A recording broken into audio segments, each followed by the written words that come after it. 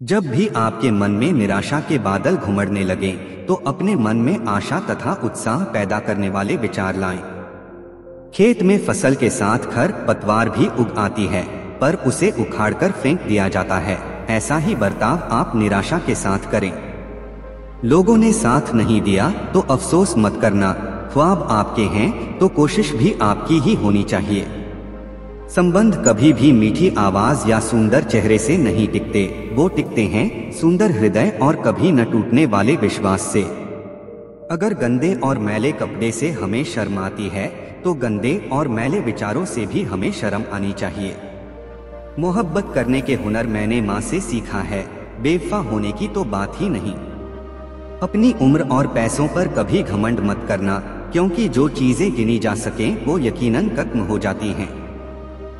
कभी कभी हम गलत नहीं होते, लेकिन हमारे पास वो शब्द ही नहीं होते जो हमें सही साबित कर सकें। मुंह में जबान सब रखते हैं, मगर कमाल वो करते हैं जो उसे संभाल के रखते हैं।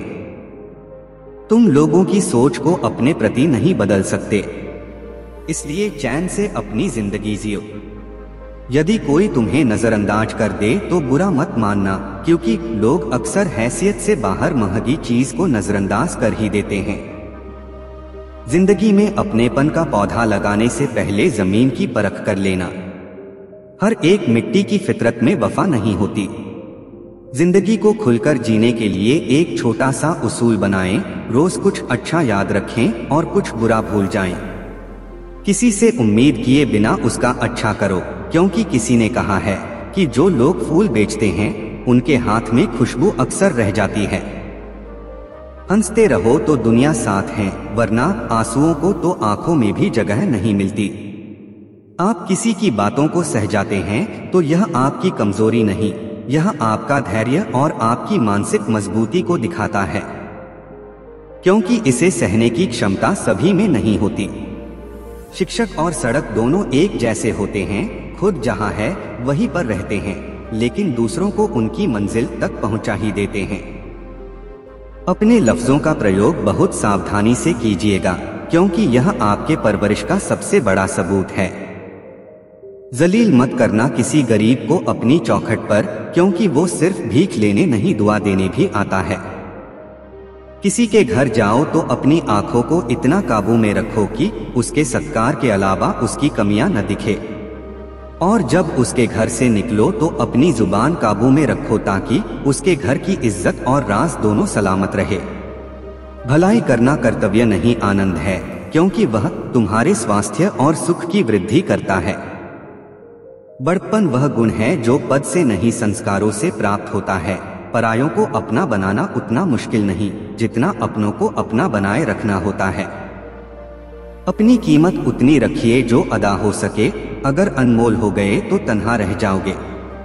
अगर कोई मनुष्य आपको केवल जरूरत पड़ने पर ही याद करता है तो उसका बुरा मत मानो, क्योंकि जब अंधेरा हो जाता है तभी दिए की याद आती है।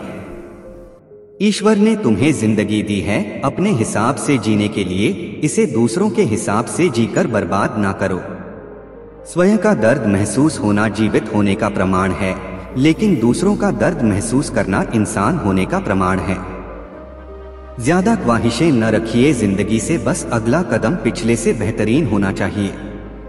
प्रकृति ने सिर्फ दो ही रास्ते दिए हैं, या तो देकर जाए या फिर छोड़कर जाए, साथ ले जाने की कोई व्यवस्था नहीं है।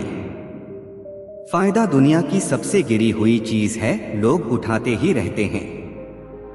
वैसे दुनिया में सलाह देने वाले लाखों मिल जाएंगे, लेकिन मुसीबत के वक्त आपका खास ही आपके साथ होता है जो आपको दिल से चाहता है।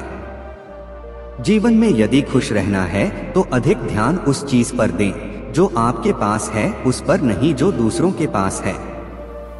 उस दिन हमारी सारी परेशानियां खत्म हो जाएगी, जिस दिन हमें यकीन हो जाएगा कि हमारा सारा काम ईश्वर की मर्जी से होता है। विपत्ति में धैर्य, वैभव में दया और संकट में सहनशीलता ही श्रेष्ठ व्यक्तियों के लक्षण है। जो व्यक्ति स्पष्ट और सीधी बात करता है उसकी वाणी कठोर जरूर होती है, लेकिन वह कभी किसी के साथ छल नहीं करता। जो अच्छा लगे उसे ग्रहण करो और जो बुरा लगे उसका त्याग, फिर चाहे वह विचार हो, कर्म हो या मनुष्य। बुराई बड़ी हो या छोटी हमेशा विनाश का कारण बनती है, क्योंकि नाव में छेद छोटा हो या बड़ा नाव को डुबा ही देता है। परिवार और समाज दोनों ही बर्बाद होने लगते हैं जब समझदार मौन और नासमझ बोलने लगते हैं। आप वापस नहीं जा सकते हैं और शुरुआत को नहीं बदल सकते हैं, लेकिन आप जहां हैं वहीं से शुरू कर सकते हैं और अंत को अवश्य बदल सकते हैं। किसी को भी प्रिय न बनाएं, क्योंकि प्रिय का वियोग बुरा लगता है। जिनके कोई प्रिय अप्रिय नहीं होते, उनके कोई बंधन नहीं होते। यदि आप सही दृष्टिकोण विकसित कर सकते हैं तो आपके दुश्मन आपके सबसे अच्छे आध्यात्मिक शिक्षक हैं, क्योंकि उनकी उपस्थिति आपको सहनशीलता, धैर्य और समझ को बढ़ाने और विकसित करने का अवसर प्रदान करती है। ऐसा पुरुष जिसकी निंदा होती हो या प्रशंसा ही प्रशंसा न कभी था, न कभी होगा, न इस समय वह है। विश्वास के बिना आप कहीं भी नहीं पहुंच सकते हैं, इसलिए अगर आप धर्म को पाना चाहते हैं तो विश्वास बहुत जरूरी है। जरूरत से ज्यादा सोचकर हम ऐसी समस्या खड़ी कर लेते हैं जो असल में है भी नहीं। जब उम्मीदें टूटने लगे, कोई रास्ता दिखाई ना दे, तो एक बार भगवत गीता की शरण जरूर ले लेना।